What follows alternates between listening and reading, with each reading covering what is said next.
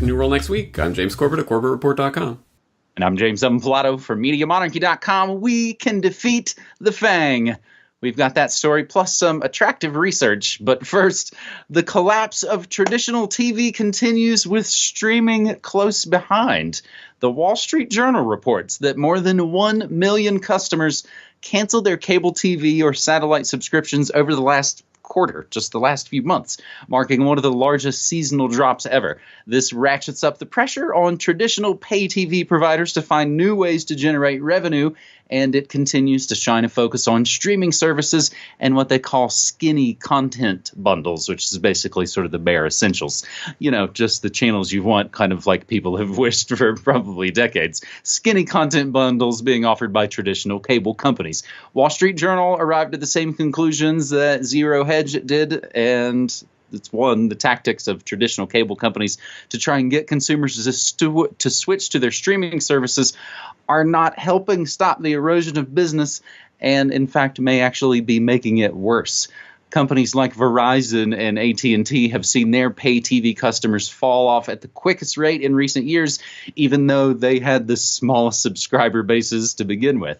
Overall, it's actually places like DirecTV and Dish that have lost the most customers. Those kind of places are the most vulnerable because they don't even offer internet access like some of those other places do. And as is noted in this article, internet is, of course, still in demand. So they kind of leave it off with a question. Is it one, maybe the unthinkable scenario of what they call super saturation, which I think we've been at for several years, just sort of peak TV where there's 20 different shows you just have to watch, and it's been that way for now far too long? Or is it that people have too much debt and actually just want to cut back and take care of their budget a little bit?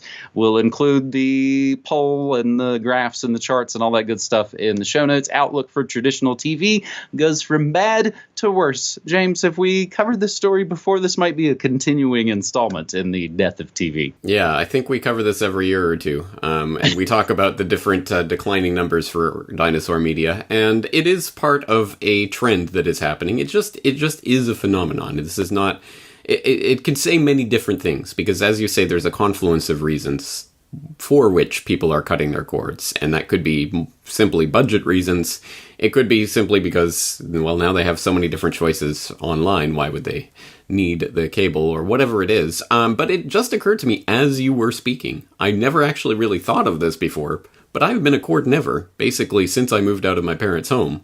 When I moved to Dublin, I didn't have cable and didn't watch TV and didn't really care. And then when I moved to Japan, same thing. I had a TV in like our roommate shared apartment, but didn't buy cable for it. And since then, I've just never don't watch TV at all. So I haven't watched TV for 15, 16 years, basically. And it's never even really occurred to me that I've been a cord never. So that just goes to show the state of, I think, the way that the media landscape has changed, that I've just basically existed online for the last 12 years or so. Even before that point, all I was doing was going to the internet cafe and just checking my email on a once every few days basis. So I really haven't been in touch for a long time, and I feel okay. I don't know how other people feel about this, but I think this is just a phenomenon. So this is probably the type of thing that for people over a certain age is probably crazy and unthinkable, but for people under a certain age, I don't know, who would buy a cable package and why?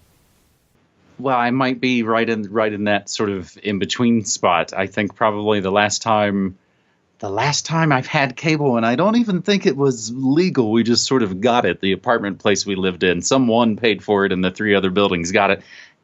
That's been 20 years ago. It's just been nothing but internet since then. So speaking of internet, and maybe a little bit of actually kind of context and subtext, I think it kind of goes along with this first story, we'll include as relateds another poll. Americans turning against social media, and this goes all out of proportion. Most think it hurts democracy, and Facebook and Twitter are hurting democracy, and it's pretty much up in all the numbers that they've looked at when they asked this question last year. Exclusive poll, America sours on social media giants. which I think kind of transitions us perfectly into segment number 2 on this New World Next Week, episode 357 for a thankful Thanksgiving week. At least it's Thanksgiving here in the States. Tech's FANG stocks lost over $1 trillion amid the current tech rout. The 5 FANG stocks collectively lost more than $1 trillion in market value from recent highs. This was kind of going down Monday, Tuesday. The FANG, if you don't know, Facebook, Amazon, Apple, Netflix, and Google, aka Alphabet Incorporated. They all began the week all trading lower. Apple led the losses, falling 4.8%. Of course, like a lot of these things, once the day goes on and the days go on in the week a little bit more, there is the update. U.S. markets rebound after FANG plunge. I don't think that means they all made back $1 trillion that they lost. Because, of course, you know, whether it's grade point averages or money, it's really easy to plummet. It takes a little bit more time to kind of build your way back up, James. So we go from the cord cutting to the FANG. How are you doing on the FANG? Well, as people who read my editorials know, I don't put much stock in the stock market, but it can be a bellwether for public opinion on certain things, and I think that's partially what's being reflected here. As you say, people are exiting social media en masse at this point because of all of the crap that's swirling around it, and some of it is, as you say, oh no, it's democracy. Oh, they're interfering with the elections and all of that kind of stuff. Other people are seeing it for what it is, which is political censorship, and are choosing not to put their time and invest their lives into social media platforms that they don't own, control, or have any say over it in any way that can be deleted at the snap of Jack's fingers or Zuck's fingers or whoever it is. And so people are starting to wake up to that, and hopefully that indicates some sort of meaningful exodus. If this is just we're just going to hold out until some new platform comes along that does all the same stuff, but looks, glitzier and is kind of, cooler than the old, Facebook, that's for grandpas. I mean, we need something new. So if it's just churning into something new, the same old, then who cares? But potentially this is a meaningful exodus. That's the story of this stock plunge that I want to take out of it. But even the stock plunge narrative is a narrative that's constructed, because this is based off of their falling from their 52-week highs. This isn't like they lost $1 trillion in a week kind of thing. So there's a lot of different ways you can look at these phony baloney numbers, and always remember that the stock market is manipulated and rigged 7 days from Sunday. And if you need another example of that, I just wrote about it last weekend in the Forecaster editorial about the flash crash and the new SEC supercomputer that's going to database and log every transaction in real time so they can prevent a flash crash, except they launched the whole $50 million whatever it is system, and it doesn't quite work. So you can read all about that in my latest editorial. But it's a potentially hopeful story, depending what people do with this. Yes, you can get mad at the social media platforms that are censoring and doing all this stupid stuff, but if you don't make a meaningful change, then what's it going to amount to? Well, and there are a bunch of other stories about now the investors want Zuckerberg out. They are embroiled in some latest controversy of some other third-party group that they're working with. But I wouldn't be surprised, of course, they'll chop off the head so that the board members can go forward and continue to do what they do without so much icky bad press and bad PR. And I bet a bunch of stuff will also tie in. Of course, I know we just finished with the 2018 midterm elections in the States, but a bunch of this social media junk is going to tie in, of course, with the 2020 big presidential selection race. James, you're kind of talking about flash crashes. I just noted this past week on my morning show, I always like to do This Day in History notes. And one of them was about the plunge protection team. So we were talking about that quite literally a decade ago. Our final story on this New World Next Week is kind of a roundup of stories, a roundup of interesting research. James, scientists develop a liquid that can store energy for over a decade. I guess one of the main problems with solar panels is they can't really hold a lot of energy and store it for a long time. The PDF, the actual research, macroscopic heat release in a molecular solar thermal energy storage system, Any thoughts on that one? Well, I'll believe it when I see it. This is obviously an exceptionally important part of the whole paradigm, because if you can't store the energy, then it's almost useless. A cloudy day suddenly eliminates solar power. So we need this type of storage device, and I'm very much looking forward to seeing this applied in reality. Research, the second study shows treatment could end peanut allergies, possibly. The PDF, oral immunotherapy for peanut allergies. James, I know it's a lot of those kind of situations where we don't like to look actually at the causes of all of these allergies, but they look like they maybe have an actual end to the peanut allergy. Thoughts on that one? Well, again, I hope it's true, but let's not just sit there and hope for it.